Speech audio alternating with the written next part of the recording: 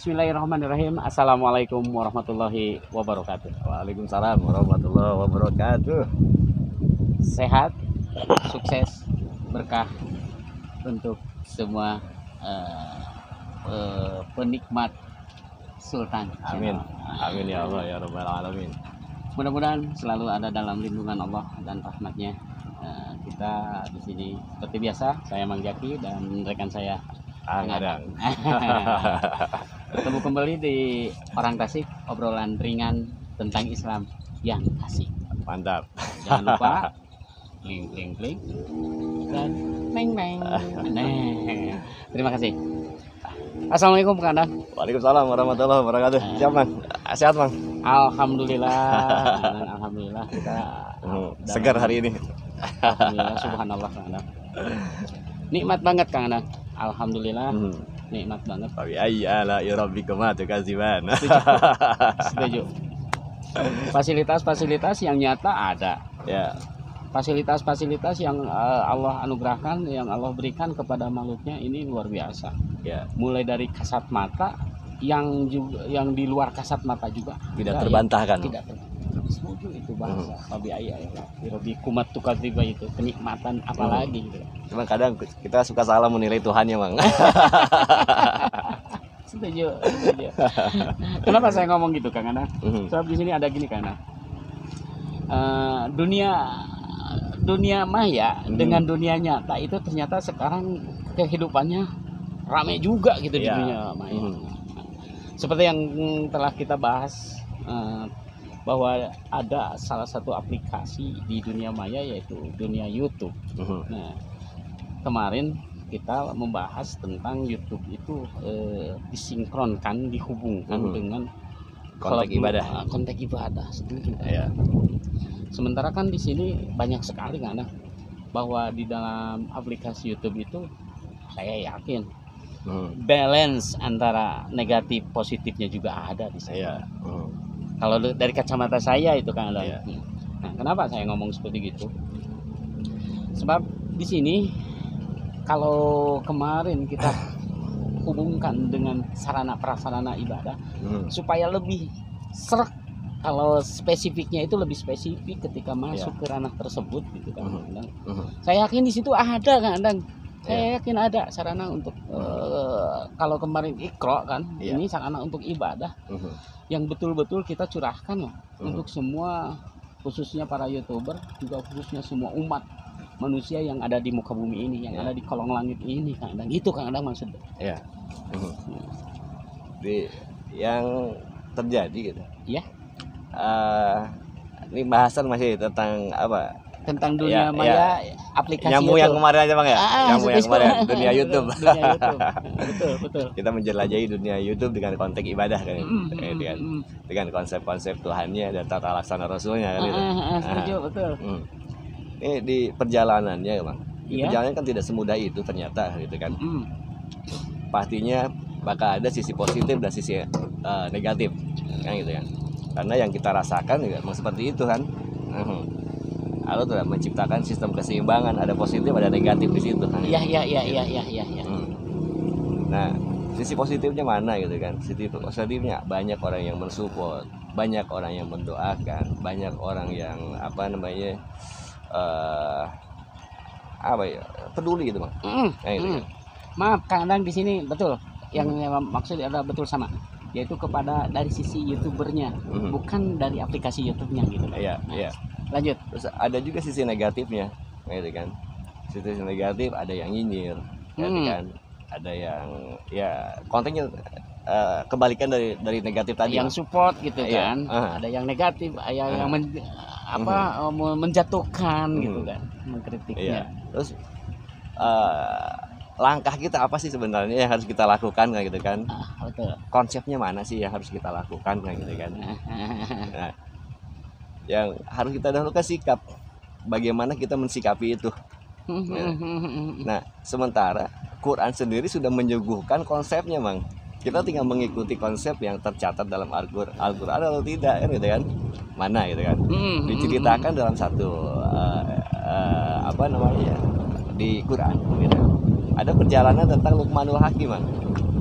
Ya, ya, Luqmanul ya, Hakim. ya. Nah, satu hari Luqmanul Hakim dia mengajak putranya jalan-jalan kan. Nah, kita jalan-jalan ya kan. Terus bawa seekor keledai. Betul. Nah, di perjalanannya Luqmanul Hakim naik, Bang. Naik keledai ini gitu kan. Terus anaknya yang nuntun keledainya. Gitu kan. Terus ada tuh yang nyinyir. Ini bapak apaan sih kan gitu kan. Bapaknya naik, anak tega-teganya anaknya suruh nuntun itu kan gitu kan. Nah, kata Luqmanul Hakim, "Nak, kamu yang naik sekarang. Bapak yang turun," gitu kan. Nah, Luqmanul Hakim sekarang yang nuntun.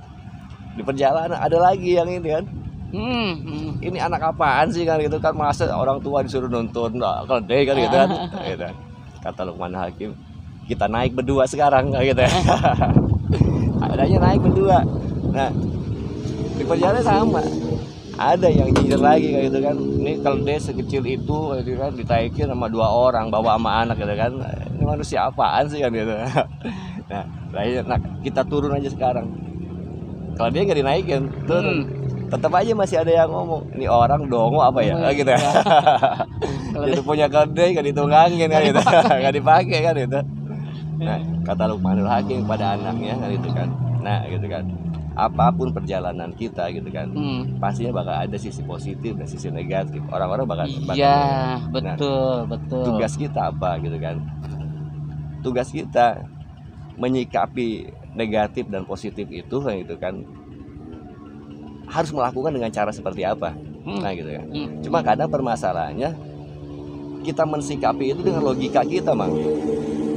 Bukan dengan logika Quran. Padanya nggak ketemu. Kalau dari konsep ini, iya. Dalam konsep perjalanan, iya. Nah, lanjut. Jawabannya gimana gitu kan? Ya jawabannya di Quran sudah ada cara mensikapi itu.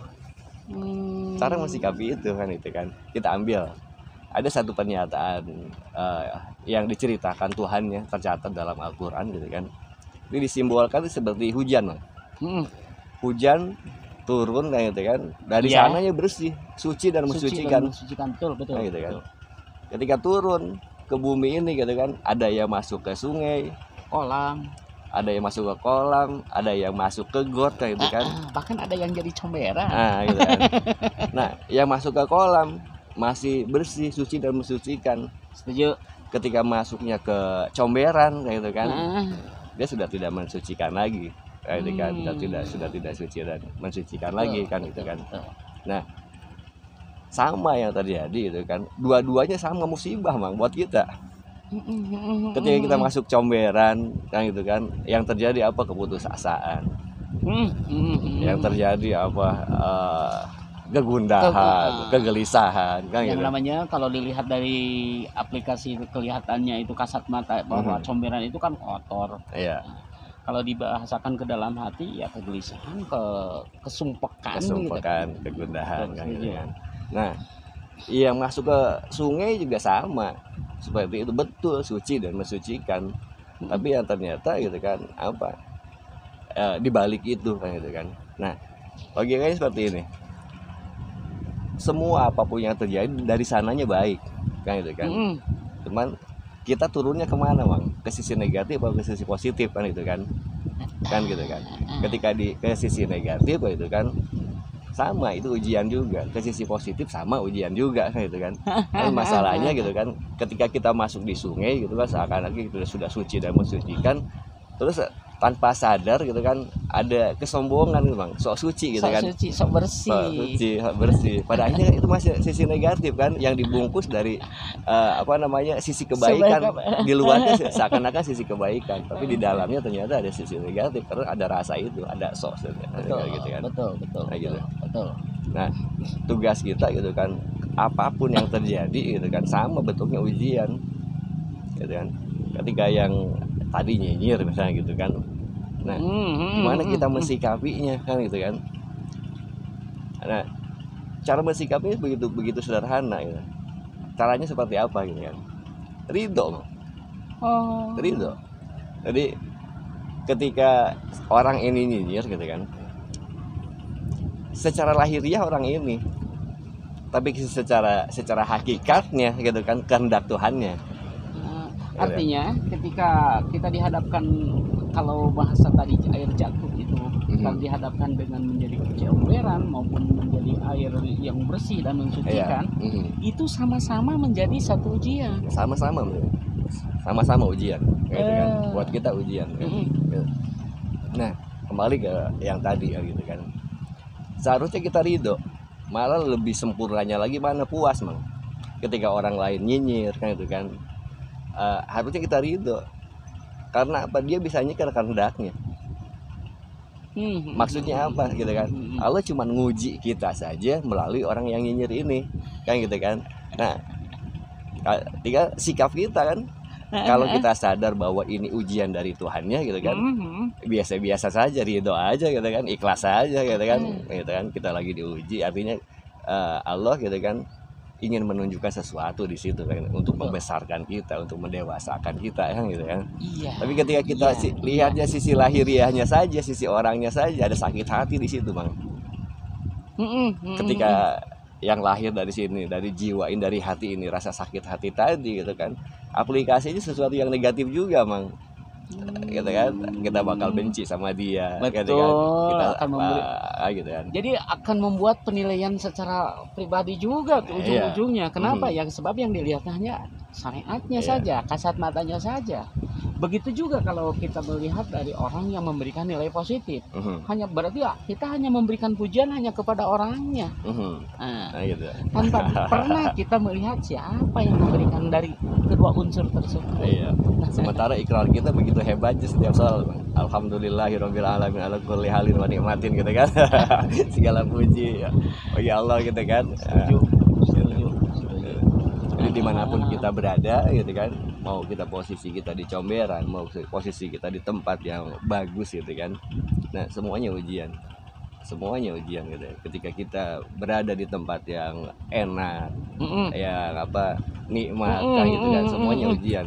Ketika kita lupa dengan Tuhannya, gitu kan, ini yang jadi permasalahan. Kalau dilihat dari dalam kehidupan sehari-hari seperti begini, kadang saya mau bisa milung haji, saya anak kotor banget kadang, berdosa banget kadang, datang lagi si A, si B, saya siap ngaji kadang, saya kan nggak pernah berbuat dosa kadang, saya orang baik loh, kan gitu sama, gitu kan. Justru itu di sana dua-duanya juga mendapatkan ujian. Terus kita juga yang emang berinteraksi dengan itu ujian buat kita, gitu kan. Ujian buat kita, gitu. Tinggal kita mau mensikapi itu dengan gaya kita, atau kita mau mensikapi itu dengan logika robaniyah, Mang, dengan konsep-konsep Tuhannya, gitu kan. Perbedaannya di situ. Cuman ketika kita posisinya jauh dengan agama ini, kan, gitu kan, kita mensikapi apapun dengan logika kita, dengan gaya kita, bukan dengan gaya Quran. Nah, ini baru nyambung dengan kalau tadi kan dibahaskan kalau dalam kehidupan perjalanan hidup mah dibacanya itu dengan logika kita, gitu kan. Nah, kita sambungkan lagi bahasa sinkronisasi dengan Quran. Sehingga di situ ada sinkronnya. Artinya apa? Sebab di sini kalau saya lihat apapun bentuknya, dari manapun jalannya, itu semata-mata hanya satu. Tolong lihat, yang memberikan segala sesuatu ini bukan fasilitator.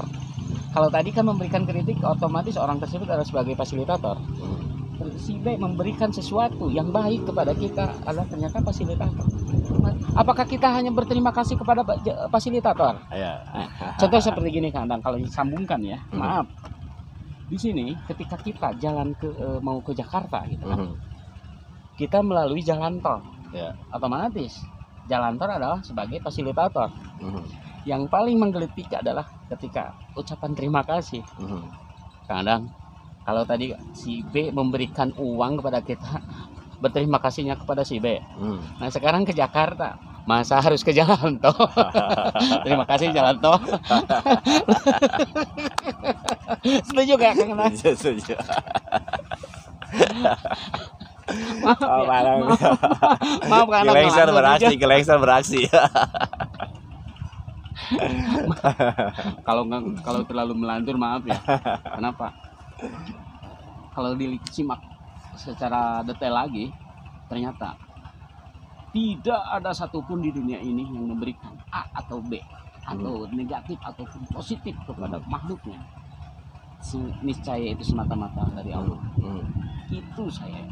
Kalau kalau kita simak dari pernyataan barusan, ternyata dari segala macam aktivitas apapun ya, kalau dilihat dari beberapa sudut pandang, ternyata